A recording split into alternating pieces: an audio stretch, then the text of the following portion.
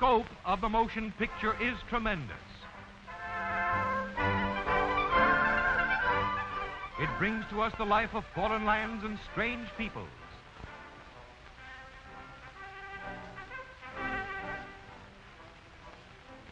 The highlights of current events.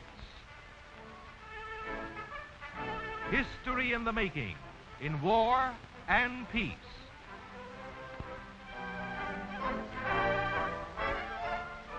From the laboratory, the progress of science. Great industries tell their magic story. Modern business uses the screen to teach and to sell. The theater screen gives pleasure and enlightenment to millions every day. In homes all over the land, the smaller movie cameras and projectors give happiness to the entire family. The pictures which we take ourselves perpetuate priceless memories of the changing years.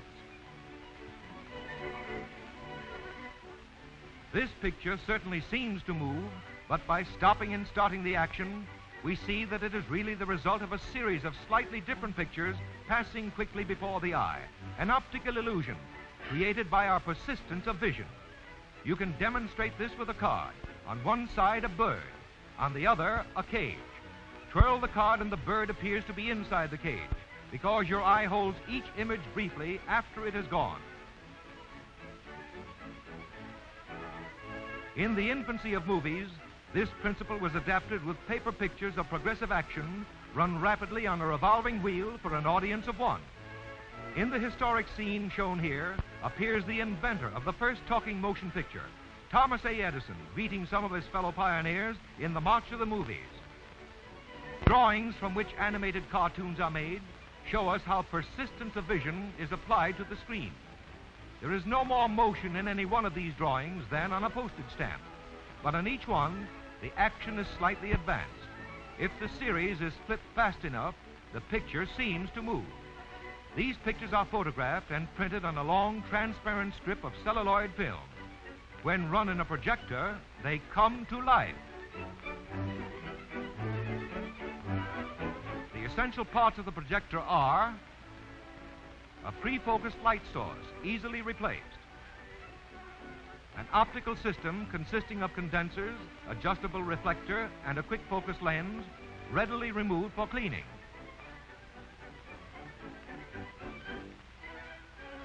And a sturdy film moving mechanism built like a fine watch. Let us look behind the scenes as we greatly slow down the running speed. Normally, this shutter revolves well over 4,000 times a minute. Here, numbers take the place of pictures so that you can readily follow the film as it moves when the black blade momentarily obscures the light.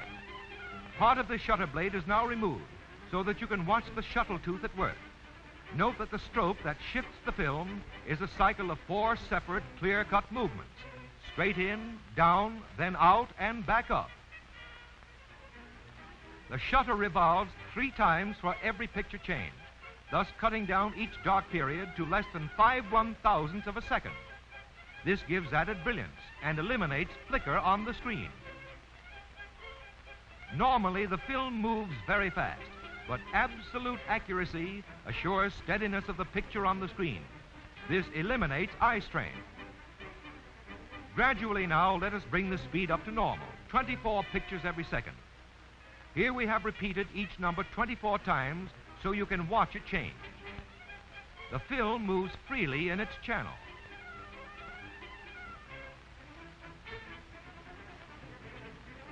It is held steady by side tension. Scratches are thus avoided because there is no pressure on the delicate film surface. The camera used to photograph this picture works very much like the projector, except that the light from the outside reaches the sensitive film through a sharply focused lens.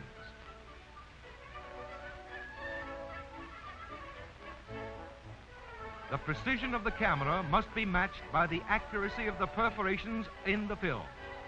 These punches produce the sprocket holes that control all film movements through every subsequent mechanism.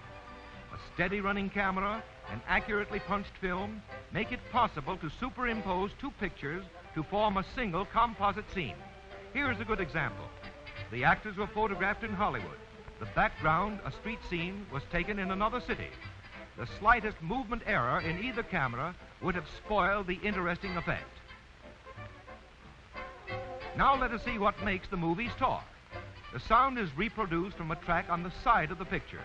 This is a variable density track, one of the two sound systems in general use.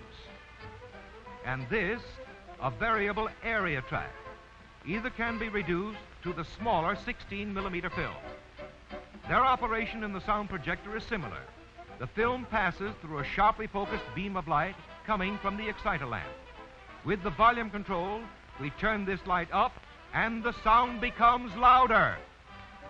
As the soundtrack of the film passes through the beam, it creates constantly changing light impulses.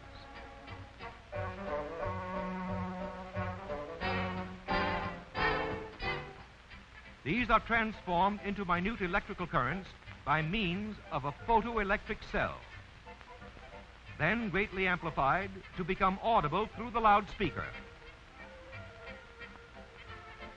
Let us see how the sound was actually photographed on this film. The recording of my off-screen voice, such as you hear in newsreels, for instance, is done after the picture film is edited. We are testing and getting ready to record. In the recording room, they thread up for a take. My voice will be recorded on this separate negative. The monitor man at the control board modulates the tone and volume of the recording. I am here at the microphone reading from my script against the picture action on the screen. My voice sets in motion air particles which strike the sensitive diaphragm with a sound wave pattern that is transmitted into corresponding electrical vibrations. These are increased in volume thousands of times in the amplifier, for with variable area recording, they must attain sufficient strength to vibrate a tiny mirror, which reflects a ribbon of light through the optical system to create a constantly changing vibration pattern on the sensitive film. My words that have been recorded on the soundtrack appear like this, as I am now speaking to you from the screen. Many of you perhaps never realize that voice and sound can actually be seen. With on-screen sound, the picture and sound negatives are made at the same time, so that the action and voice are exactly matched. In Hollywood, at the Grand National Studios, we see a well-known star in action.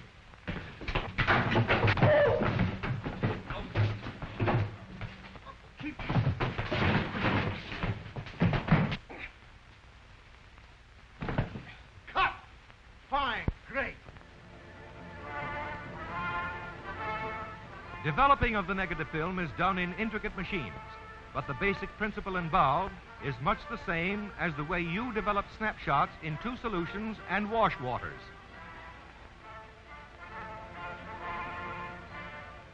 The picture is then printed. After the print is developed, it is cut and edited.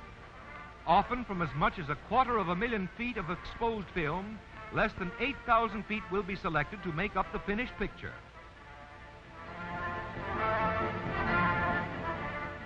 Then the picture negative and soundtrack negative are matched and printed together on a single film called the composite print. This is the completed production finished to thrill audiences in theaters all over the world.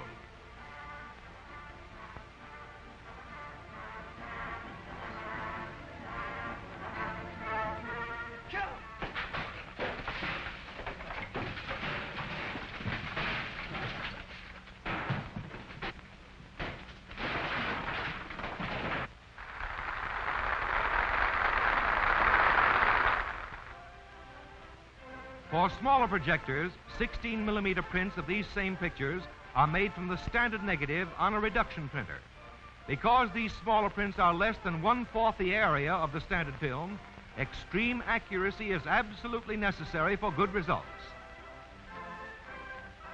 Here is a 10-reel feature production on 35-millimeter film, which when reduced to 16-millimeter gives us an equal amount of picture with less bulk, less weight, and absolute safety from fire hazard. You can now buy or rent hundreds of these motion pictures, silent or with sound, educational subjects to Hollywood features. it is possible for anyone to show motion pictures anywhere, anytime, because we have efficient 16-millimeter projectors meeting every owner and audience requirement.